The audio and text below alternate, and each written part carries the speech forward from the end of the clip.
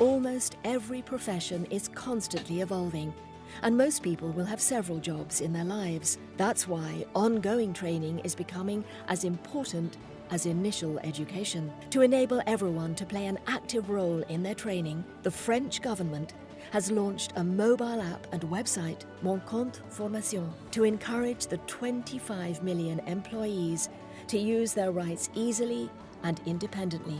Developed by Caisse des Dépôts et the Employment Ministry, the account lets employees check their credits, browse a catalogue of 100,000 training sessions, and, above all, book, pay for, and rate one without an intermediary, even their employer. The most sought-after professions are displayed on the homepage, and priority is given to the programs with the best ratings from trainees.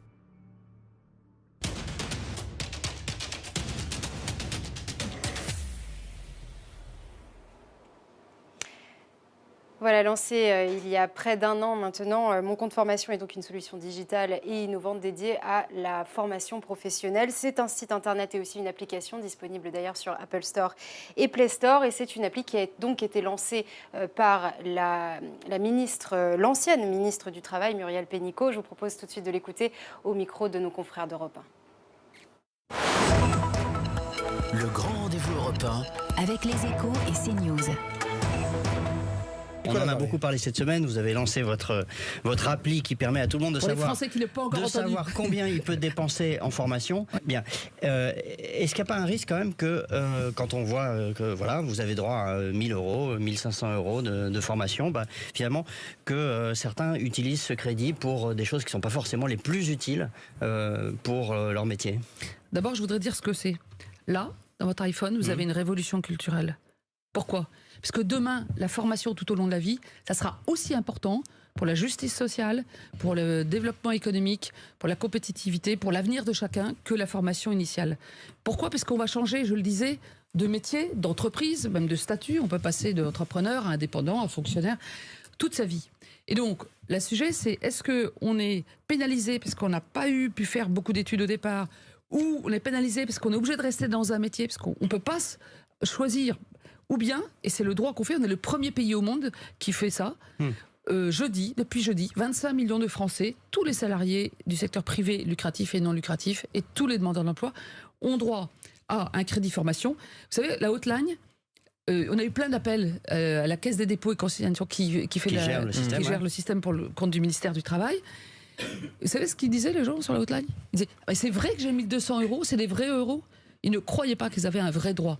Et moi, ça m'intéresse. Un droit qu'on vote... Il y a eu beaucoup de téléchargements de l'application. Là, c'est assez incroyable. On est en 2 jours à 200 000 téléchargements, ce qui, dans cet univers-là, est beaucoup. Et je pense qu'on attend 1 million de personnes l'année prochaine qui vont utiliser cette formation. Alors, pour négocier une possibilité d'évolution de carrière. On a eu beaucoup de témoignages jeudi de gens qui disent mais moi je vais me former à ça, puis je vais dire à mon employeur là moi je suis prêt à prendre des responsabilités en plus parce que je parle anglais, parce que j'ai le CACES, parce que j'ai une permis poids lourd, parce que je me suis formé à l'informatique. D'autres c'est pour changer de vie, changer de métier, changer d'entreprise. La liberté, moi je crois que le monde du travail de demain, c'est pas simplement l'agilité des entreprises, c'est aussi que chacun, on peut se dire moi je peux mener, c'est mon droit et c'est aussi ma liberté. Alors, sur ce plateau, pour en parler, David Lacomblède, excusez-moi, j'ai inversé votre nom de famille. Vous êtes donc président de la Villa Numéris, qui est d'ailleurs partenaire de l'Observatoire NetExplo.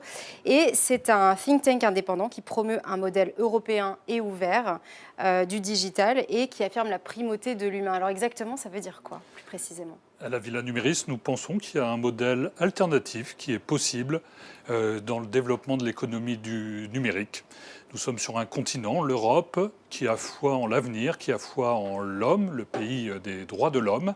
Et nous pensons que ce sont autant de valeurs qui peuvent nous permettre de jouer notre rôle, de tenir notre place face à 2 puissances mondiales particulièrement efficientes en matière d'économie digitale.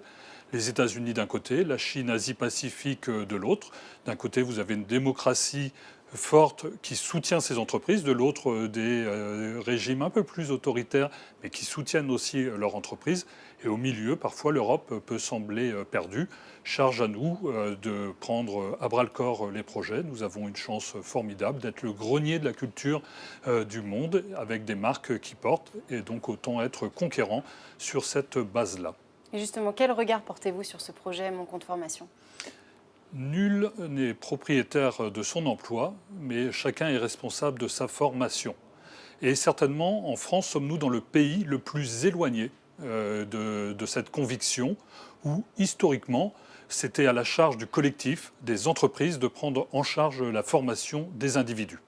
L'application a cette qualité de remettre, j'allais dire, dans la poche de chacun, en tout cas au plus près de soi-même, ce qui relève de sa propre formation, en y mettant un signe tangible, qui est un crédit, on l'a vu dans la poche de la ministre tout à l'heure, qui vous donne accès à des formations. Et donc ça change de tout pour tout cette approche. Et effectivement, il revient à chacun d'entre soi de prendre à bras-le-corps sa formation. On le sait bien, on est face à des transitions de plus en plus brutales, de plus en plus fréquentes, qui imposent à chacun d'être à la page, si je puis dire. Alors, il y a encore du chemin. On a vu que les formations qui ont le mieux marché jusqu'à présent, ce sont des formations au permis de conduire ou à l'anglais. C'est essentiel, mais ce n'est pas suffisant. Et donc effectivement, il faut bien cette ouverture à tout ce que permet la formation. Et on le sait bien aussi, c'est des formations au jour le jour, de proche en proche. Et jusqu'à présent, y compris dans des grandes entreprises, le fait de vouloir faire une formation relevait de la croix et de la bannière. Et souvent, on vous donnait un catalogue de feuilles A4 et dans lequel vous ne compreniez rien du tout. Et bon courage pour savoir ce que vous deviez choisir. Alors effectivement, parler un peu mieux anglais, se déplacer, permet peut-être de valoriser son parcours. Mais demain, l'exigence des nouveaux métiers, c'est bien de les comprendre, c'est bien d'y avoir accès. Sinon, c'est le déclassement assuré. Alors justement, on va parler du déclassement dans quelques minutes. Avant cela, nous avons demandé au professeur Ben Lyon de l'Université de Singapour ce qu'il pensait de cette innovation et il nous livre son analyse. Bonjour à tous, je suis Ben Lyon de Singapour. Je suis juste ici pour vous parler des différentes innovations que nous avons explorées cette année. Donc ça, c'est une application qui s'appelle Mon compte formation. Donc, on sait que c'est vraiment un système qui est en pleine évolution et qu'il s'agit pour les gens de pouvoir davantage se former et s'entraîner. Donc ça, s'il y a encore des possibilités d'avoir des comptes de formation et de continuer d'avoir de la formation continue, mais ce n'est pas nécessairement facile de pouvoir beaucoup d'argent pour pouvoir se former. Il y a des gens qui ont un minimum de 5 € par an pour se former, ce qui n'est pas suffisant. Mais grâce à cette application mobile, le gouvernement français va avoir 3000 formations qui sera proposées, disponibles aux personnes qui se connecteront sur l'application, que ce soit pour la formation numérique, les langues ou autres types de formation. C'est une belle manière pour la France d'aider les gens à commencer à apprendre. Cela va augmenter le nombre de personnes qui sont des formations de plusieurs milliers de personnes par an. Alors, on l'a évoqué tout à l'heure, la fracture numérique, c'est quelque chose c'est un vrai problème, surtout ici en France où il y a une forte aussi centralisation. Comment est-ce qu'on s'attaque à ce problème, justement? Est-ce que c'est au travers de la formation continuelle? Alors effectivement, qui dit application dit connaissance et savoir l'utiliser. Donc il faut veiller à ce qu'une telle application ne renforce pas finalement la distance entre ceux qui sont dans la marge du monde et ceux qui n'auraient pas cette chance-là. Et donc il faut former à l'outil de formation également et effectivement avoir de proche en proche des personnes qui peuvent vous l'apprendre et vous éduquer à son utilisation. Vous savez, j'imagine, faire fonctionner un logiciel Excel et pourtant vous n'avez pas été nécessairement formé à cela. Et un tel logiciel, dans beaucoup d'entreprises, on n'a pas une formation à Excel. On demande à son voisin comment ça marche et de gré en gré, on devient un peu expert en la matière. Et le numérique fonctionne aussi beaucoup comme cela. Et c'est vrai qu'aujourd'hui, on a le sentiment parfois d'un fossé entre le monde académique d'apprentissage et le monde professionnel où il faut apprendre tout au long de sa vie. Et c'est pour cela qu'une telle application est intéressante, c'est qu'elle ouvre la voie demain à d'autres connexions avec d'autres applications. Parce qu'il ne faut pas être grand clair, hein, demain on va mesurer votre capacité à savoir ou non utiliser les outils du numérique. Il y aura des TOEFL du numérique comme il en existe pour les langues et on vous demandera un certain nombre de points nécessaires pour prétendre à un emploi. Il y a déjà des applications qui existent pour mesurer, avec des référentiels européens d'ailleurs. Oui. Je pense à PIX, par exemple, et qui peut paraître un peu simple d'emploi, et pourtant, il est compliqué de répondre à toutes les questions. Et donc ça fera partie demain de l'éventail des solutions de formation, comme feront partie des applications où, non pas vous consacrerez une semaine dans votre agenda à vous former à un moment et qu'advienne que pourra pour les 15 ans qui suivront, mais au contraire, peut-être par des choses qui ressemblent plus à des jeux.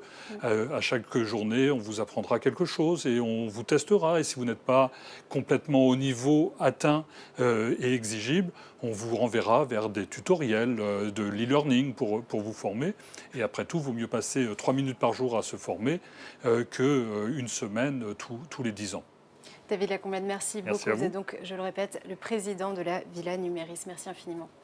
Voilà, donc si vous voulez voter pour cette innovation gouvernementale Mon Compte Formation, vous pouvez le faire directement sur l'application de NetExplo, aussi par téléphone, par SMS au 06 44 63 07 10. N'hésitez pas à voter, on vous dévoilera plus tard dans la journée le grand gagnant de ce forum Innovation NetExplo.